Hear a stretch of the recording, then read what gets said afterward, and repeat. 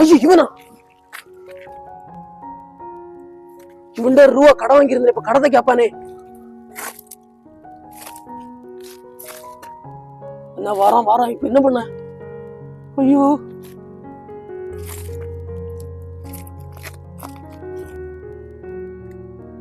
ஐயோ இப்ப என்ன பண்ணு தெரியலையே.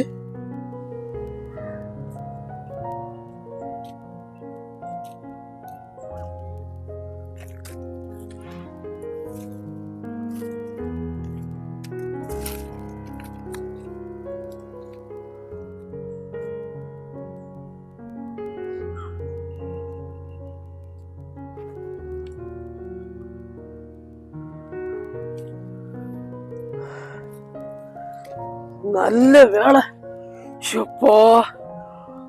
கடன் தந்த ஆள்கிட்ட ஒரு ஆள்கிட்ட தப்பிட்டேன்.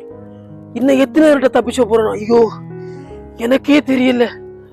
ஐயோ இன்னும் எத்தனை பேர்கிட்ட நான் பயந்து ஒழிச்ச வேண்டி இருக்கோ.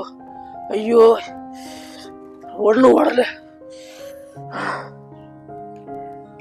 டே தம்பி, உனக்கு என்னடா ஆச்சு? நீ புலம்பிட்டே இருக்க, என்ன பிரச்சனைன்னு சொல்லுடா. அண்ணா, ஒரு பிசினஸ் வேண்டி நான் நிறைய பேர்கிட்ட பணம் கடன் வாங்கினேன்னா, இப்ப அந்த பணத்தை கட்ட முடியாம பிசினஸ் எனக்கு ரொம்ப லாஸ் ஆச்சு. லாஸ் ஆகி பணத்தை கட்ட முடியாம ஒவ்வொருத்தரையா பார்த்து நான் ஒளிச்சு பயந்து ஒதுங்கிட்டு இருக்கேன். ஒருத்தர்கிட்ட தப்பிட்டேன். இன்னும் எத்தனையோ பேர் நான் எப்படி சமாளிக்க போறேன்னு தெரியல. இன்னும் நிறைய பேர்கிட்ட வாங்கினவங்க எல்லாம் வருவாங்க. ஒவ்வொரு நாளும் நான் படுற கஷ்டம் எனக்கு தானா தெரியும். ஒளிச்சு பயந்து எங்கெல்லாம் ஓடியும் தெரியுமா? வீட்டுல கூட நிம்மதியா இருக்க முடியல. டே தம்பி, நீ இப்ப எப்படி புலம்பிட்டு இருக்க பாத்தியா? ஒரு விஷயம் மட்டும் தெரிஞ்சுக்க. எடுத்த உடனே பெருசா ஒரு பிசினஸ் பண்ணன்னு சொல்லிட்டு நிறைய பேர்கிட்ட கடன் வாங்க கூடாது. சின்னதா ஒரு பிசினஸ் பண்ண. அந்த சின்னதா ஒரு பிசினஸ் பண்ணேன்னா அதுக்கேத்த உனக்கு தேவைப்படக்கூடிய பணத்தை நீ கடன் வாங்கினா உனக்கு கரெக்டா உனக்கு பிசினஸும் போயிட்டு இருக்கும். அவங்களுக்கு கொடுக்க வேண்டிய கடனையும் கொஞ்சம் கொஞ்சமா வியாபாரம் நடக்கிறத நீ கொடுத்துருவ.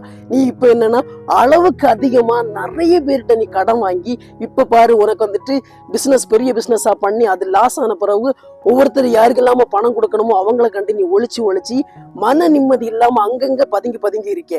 இப்ப பாரு, உன் வீட்டுல கூட நிம்மதியா இருக்க முடியாது. 4 சோத்துக்குள்ள நீ இருந்தாலும் இந்த சோத்தை பார்க்கும்போது கூட ஐயோ அவர் கடன்காரர் வந்துருவாரோ, இவர் வருவாருன்னு சொல்லிட்டு காலையில நைட் வரைக்கும் நீ டென்ஷனா இருப்ப. என் வீட்டுக்குள்ள நிம்மதியா இல்லாம எத்தனை இடங்கள்ல ஒதுக்கி இருப்ப. மனசுட்டு யார்கிட்டையும் பேச முடியாம மன டென்ஷன் ஆகி மன அழுத்தத்துல கஷ்டப்படுவ. இப்ப ஒண்ணு மட்டும் நீ தெரிஞ்சுங்க, எப்பவுமே ஒரு சின்ன தொழில் நீ தொடங்குறேன்னா அந்த சின்ன தொழிலுக்கு தக்கன நீ கடன் வாங்கு. அப்படி கடன் வாங்கும் போது உனக்கு அந்த சின்ன தொழில் கொஞ்சம் கொஞ்சமா டெவலப் ஆகி வரும்பா. அதுல அப்போ